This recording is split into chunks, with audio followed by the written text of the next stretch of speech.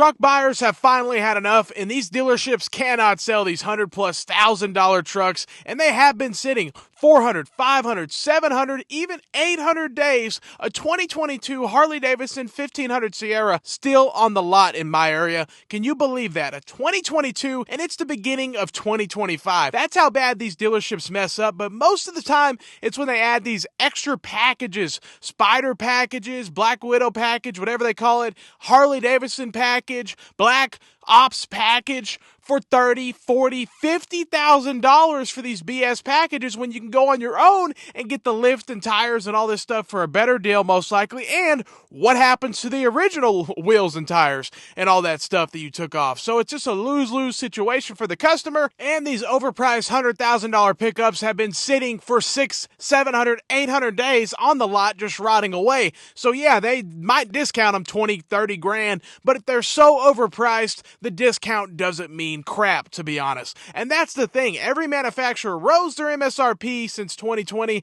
so even if dealers start discounting and rebates come back, it won't be enough, I promise you. And quality is at its lowest ever. And a lot of these trucks, like I said, the 2022, 2023 stuck behind, those are probably the lowest build qualities during those years. 22, 23, bad situation. And these trucks have just been sitting, so it's just a recipe for a disaster to happen when it comes to reliability. And here's the deal. I think finally buyers have had enough because they are saying no more often now. People are buying less vehicles than they used to. Manufacturers produce less affordable vehicles, so what do you think's going to happen, manufacturers? It's just common sense. They need to bring back more base trucks, and some still offer the base model trucks, but they're rarely on the lot. And then you have Stellantis getting rid of their classic trim, which is their lowest trim level pickup, so every manufacturer is trying to cut back, and then even again, when they get on the lot, it's rare to find them, and dealerships want to add markups and all this stuff, so they make it even more expensive for the same truck. It doesn't even make sense. But at the end of the day, these dealers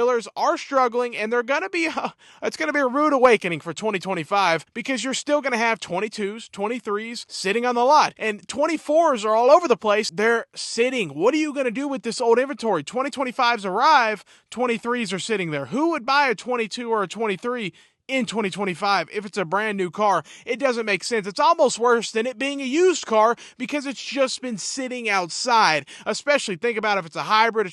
Cars are made to be used, especially just sitting there. There's nothing worse. Not a good idea. So we'll see what happens. And inventory levels are back to how they used to be. There are nearly 3 million units for sale in the United States. That was basically pre-pandemic levels. So we're back to how we used to be inventory wise. Every dealership has inventory except a Lexus dealership in my area, and every dealership is filled to the brim. They can't get rid of all these cars. It's impossible. Their floor plans, which is what they finance their inventory with, is starting to add up, and it's going to cost them more money. And as the vehicle sits longer, it costs them more money. They have to increase the discounts. It's a lose-lose for the dealership and the customer at the same time. The vehicle's just been sitting, but if you can get a good deal, they're out there.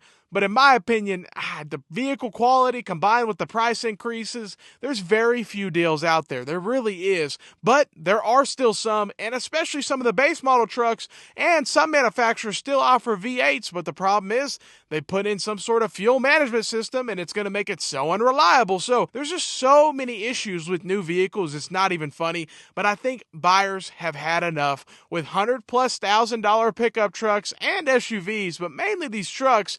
$154,000 I saw the other day. So insane. Prices are crazy. I can't believe it, actually. We're literally looking at trucks that used to cost $50,000 and now they're $87,000. And it's like that same truck, trim level, everything was 50 grand 4 or 5 years ago. Now it's 87,000. So even if the discounts are up, they're not going to be enough, because I was getting a discount back then. So now dealers have to compete. It just doesn't make sense. And you have so many people that have negative equity. And even if you didn't buy a car, you don't have payments, anything, your house is paid off, you still have your costs going up with your insurance for your home. So all this stuff is just going to keep going up. And buyers are like, I'm done, especially with the $100,000 pickup truck when I can buy an older pickup truck that's probably higher quality, better, especially if you have the cash. You can get a nice old pickup, but these new pickups are trash, especially these super expensive ones that have been sitting on the lot